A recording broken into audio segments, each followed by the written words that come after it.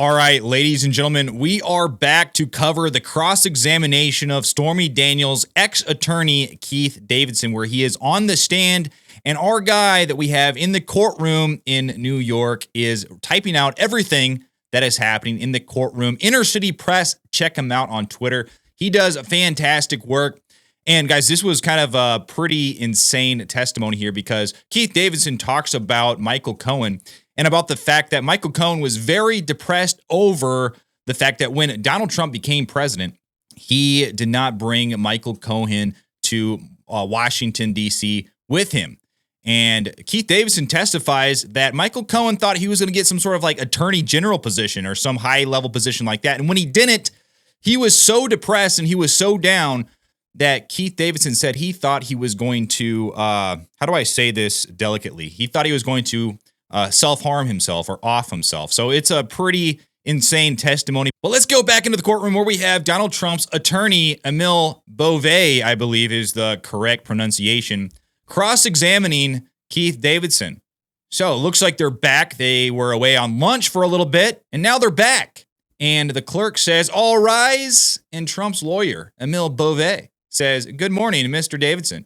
You've never met Mr. Trump, right? I have not. You only know of Mr. Trump from TV and Michael Cohen, correct? And some other clients, not from him. You got other AMI business through Dylan Howard, though, right? A labor matter with a reporter. Yes, a California matter. I consulted.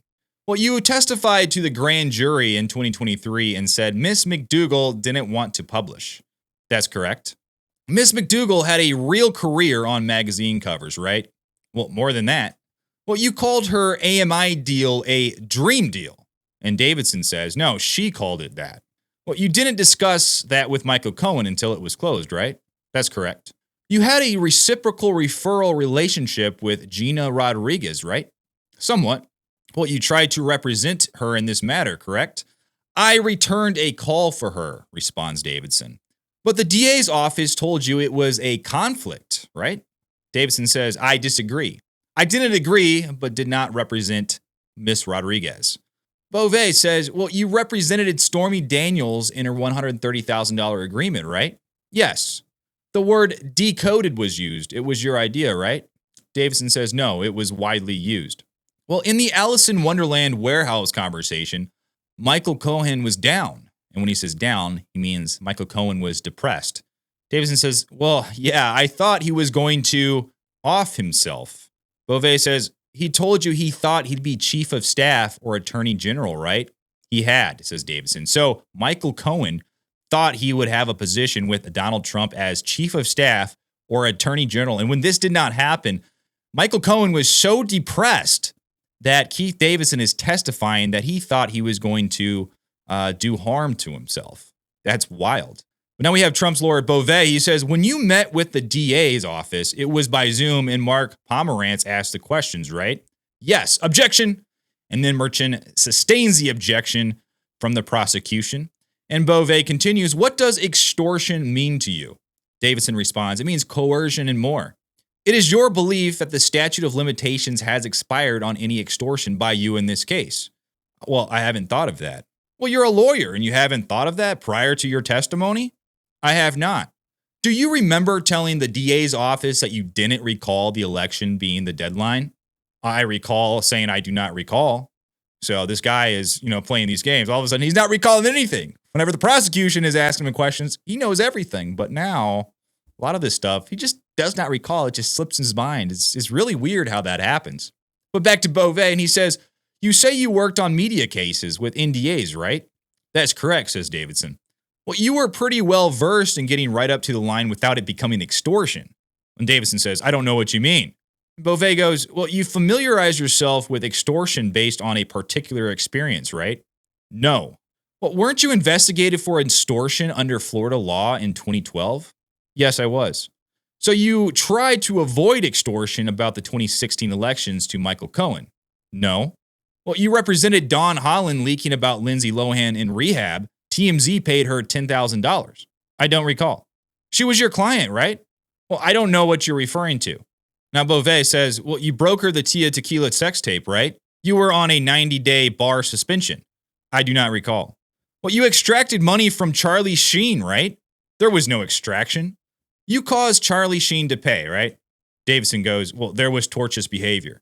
And now Bove, you got a client to sign a 60% retainer agreement when she could barely complete a sentence on meth. Objection sustained. Bove goes, so you're fuzzy on these things, right? Davidson was like, well, I've had 1,500 clients, so I can't remember a few of these clients. But what about Capri Anderson? Davidson goes, exhuming arguendo. I don't know what that means, but that's what's written here, guys. Now back to Trump's lawyer, Bove. He says, we're both lawyers. I'm not here to play legal games. I just want truthful answers. Davidson says, well, you are getting truthful answers. And if you're not here to play legal games, don't use words like extract. Bove, did Capri Anderson reach a settlement with Charlie Sheen? I am not going to answer that question. Your Honor, please instruct the witness to answer. Now, Machan, he's asserting privilege. Ask another question. And I think it's important to point out, what is privileged about saying that Capri Anderson reached a settlement with Charlie Sheen? I mean, that's kind of a broad detail right there, but I guess, I'm not an attorney. I don't know. But now back to Bove, and he says, what about the Hulk Hogan tape? Did you tell him the Gawker post was just a shot across the bow? I do not recall that. Okay, let's go to a People's Exhibit. Messages with Michael Cohen about Hulk Hogan. Davidson says, I see it. So you told Hulk Hogan's representation you didn't want to out gay men, that they should pay. You demanded money. Davidson, yes, I made a monetary demand, yes. Then the National Enquirer published, look at Defense Exhibit F27 for the parties. Didn't Dylan Howard have a byline on one of the Hulk Hogan tape articles? Yes. You gave the info to Dylan Howard. I did not. Well, there was an FBI investigation of this, right? Yes. The FBI had a sting operation. Davidson responds, I don't know what that is.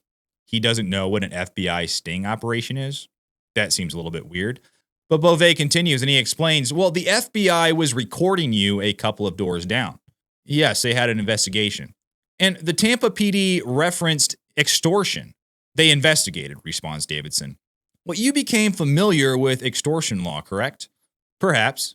And in the Manny Pacquiao finder's fee case, you said if there was no settlement, the guy would never find work in California. I don't speak to that, respond Davidson. Okay, back to this case. A friend of Karen McDougal was trying to publicize Ms. McDougal's relationship without her consent. I didn't know who. Well, your fee was 45%. Yes. And you mentioned John Crawford? Davidson says, yes, he was ex-PD. Now, Crawford also owns UPS stores around Phoenix, right? I believe so. And Crawford got paid? Yes, he was compensated. California rules prohibit non-attorneys being paid from attorney's fees. You've been disciplined, right? And Davidson responds, no. Now, Bove, he says, you garnered confidence by already getting interest from the National Enquirer. You told Karen McDougal that. Davidson responds, perhaps. So your relationship with Dylan Howard benefited your law practice, right? I don't see how the two are related, says Davidson. But AMI said Miss McDougal had not provided enough evidence, so you wrote to Dylan she found her BlackBerry. And you told Mr. Howard you were drafting a declination letter. I don't recall, says Davidson. All right, Merchan, he's getting restless. He's getting bored and hungry. He's like, let's take a break. And they take a break, and they're back. And Judge Merchan says, all right, anything before we bring the jurors in? Then we have Trump's lawyer, Necklace. She says, I am handing up articles that President Trump would like to post on his True Social, but they mention witnesses and prosecutors. The gag order is ambiguous. So now they got to clear it with the judge before Donald Trump's posts on True Social. That is insane. Now we have the prosecutor. They're asking for advanced rulings. Sure, there is a political campaign, but there is a criminal trial here. Merchan says, I'm not going to issue an advanced ruling. I just say be cautious. Now we have Trump's lawyer, Necklace. Well, he wants to argue is political. Merchan says, I'd say steer clear, buddy. All right, now get the jury. Then we have the jury entering, and we have Trump's lawyer, Bove, back questioning, cross-examining the witness, and now they're talking about Gina Rodriguez. And he says, all right, Mr. Davidson, Gina Rodriguez's boyfriend, Anthony, he wrote the piece on thedirty.com, right? I don't know. And The Dirty is owned by Karen McDougal's ex? Don't know, says Davidson. You were able to get the 2011 thedirty.com post taken down because Gina Rodriguez's boyfriend wrote it? She could have just told her boyfriend. So you're saying this cease and desist letter wasn't one of your big victories? It worked, said Davidson. Didn't Larry Flint offer to indemnify Stormy Daniels about the settlement agreement? Is this correct? I think there were other terms too, says Davidson. But her legal fees, they would have been paid? It's still a problem in one's life. Now, Bove, you kept working with Michael Cohen after Stormy Daniels. He sent you a client. Davidson says, he sent me a non-paying client. What about Summer Zervos and Shara Burchard, who claimed sex with Elliot Broadley? Davidson says, I don't recall. Well, you don't remember this morning? They asked if Mr. Cohen had ever recorded your conversations. Well, some agency asked. I said yes. His conversations were odd at times. He was speaking then in a linear fashion. All right, so then they listened to a recording, and Bove says, all right, please put on the headphones. And Davidson puts on headphones and listens to the recording. And Bove says, that was your voice, right? Yes. And you spoke about settlers' remorse and leverage about Stormy Daniels, correct? Probably, says Davidson. Probably. He just listened to the recording. What? Now, Bove, when you said hypothetically speaking, that was code, right? So you could sit in a chair like this and say, I'm not sure and probably. Davidson says, no. Almost definitely, yes. But he's a lawyer. Now, Bove, he says, it was Stormy Daniels' goal, wasn't it, to create leverage over Donald Trump? Davidson, I think you are grossly misstating. And Bove interrupts and he says, there's no question pending. And the prosecutor says, let him answer. And Judge Bertrand says, yeah, let him answer. So there's no question. This is not supposed to happen in a courtroom. There was no question pending. The prosecutor interjects. He says, let him answer. And Bertrand backs up the prosecutor. This is insanity here. So Davidson continues, you are misstating the time period. Now, Bove, then Stormy hired Michael Avenatti, correct? Yes. And you said, quote, Michael Avenatti is really driving a wedge between Stormy and Gina. I don't entirely recall. You can listen to it.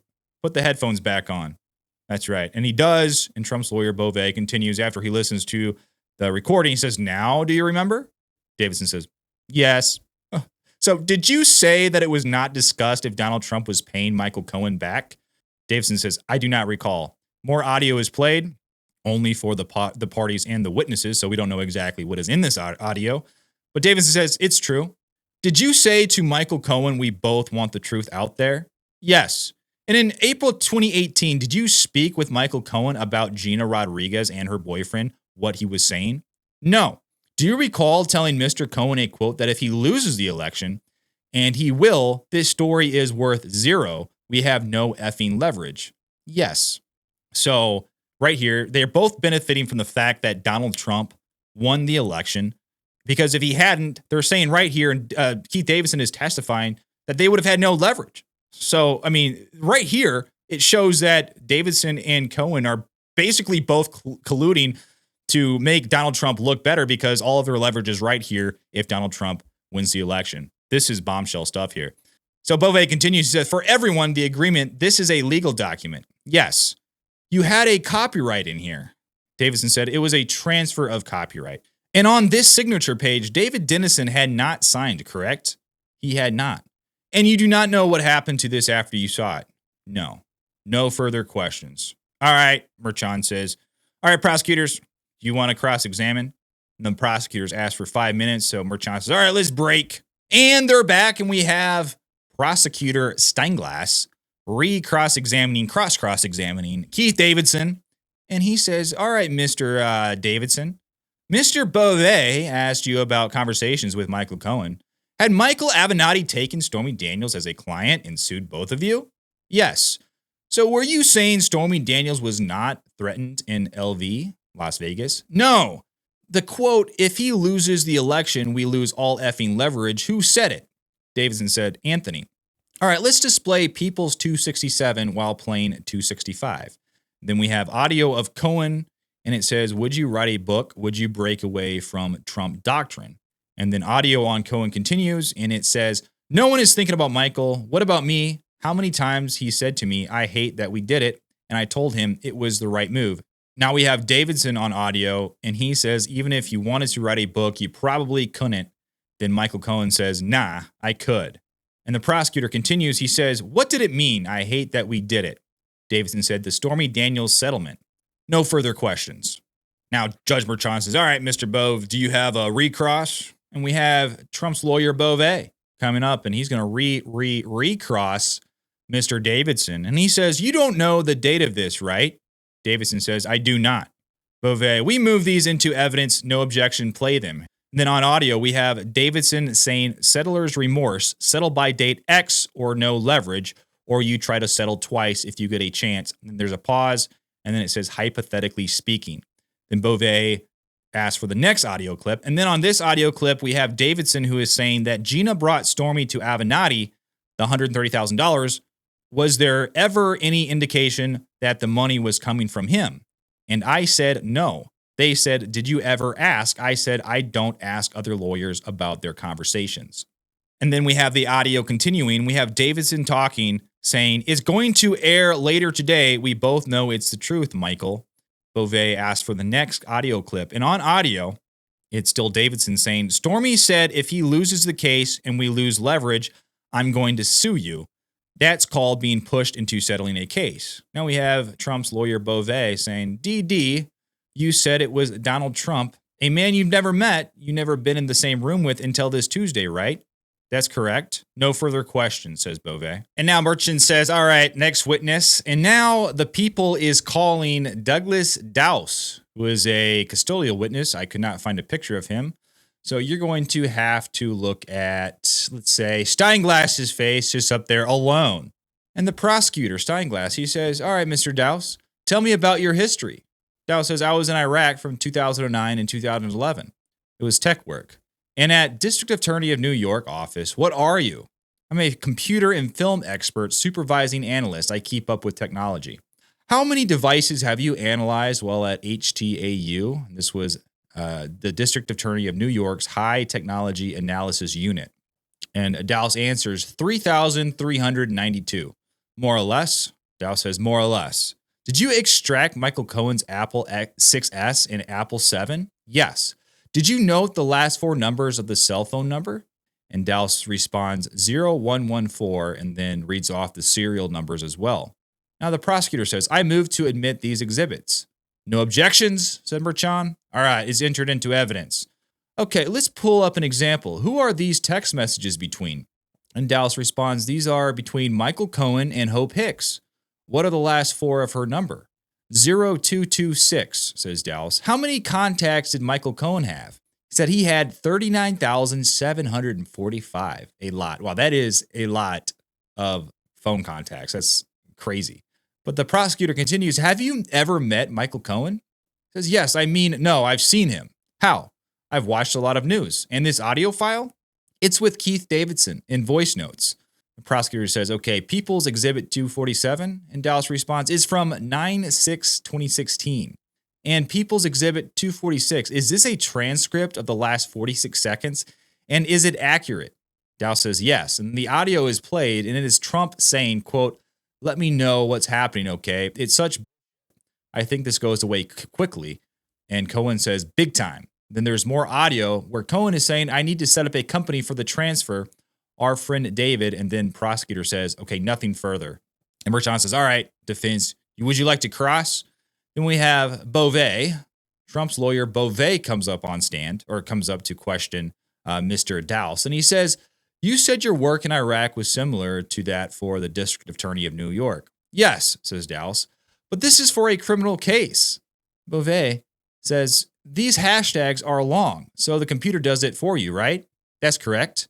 So you testified today about some of the artifacts from two phones, segments of much broader data, right? Yes, I'm not part of the investigative team. We have Judge Merchant. All right, he wants to take a break. He wants to finish for the day. He's ready to go back. He says, all right, we'll break now, and tomorrow we'll break at 3:45. Jurors, do not read about this case. And the jurors leave. And that's what we have for today, guys. Some crazy testimony. I mean, this second custodial witness, not as much bombshell stuff, but man, what Keith Davidson said about Michael Cohen getting so depressed that he thought he was going to do himself harm. That is wild. He said that Michael Cohen thought he was going to become some sort of attorney general, get a high cabinet seat or something like that within Trump's administration. And he was so depressed that that did not happen. And then these recordings are bombshell as well, where Keith Davidson and Michael Cohen are talking about all the leverage going away if Donald Trump does not become president of the United States. So I mean, this trial, man, it just seems every single witness, as much as the prosecution tries, as much as Alvin Bragg and his office, or technically Michael Cohen, as much as they try to back Donald Trump into a corner, every witness just seems to exonerate Donald Trump. It seems to make it look like this was all between Michael Cohen and Keith Davidson and Stormy Daniels. And Stormy Daniels, of course, was just concerned about her career. But what do you guys think about this? Let me know what you think down below in the comments. Like and subscribe to my channel. I would really appreciate it. But until then, I will see you on the next one.